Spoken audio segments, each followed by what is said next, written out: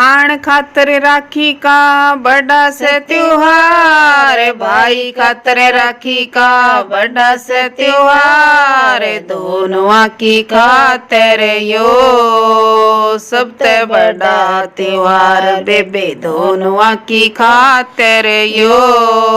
सबसे बड़ा त्योहार। हर साल राखी आवे, बाण नई नई राखी लावे, हर साल राखी आवे,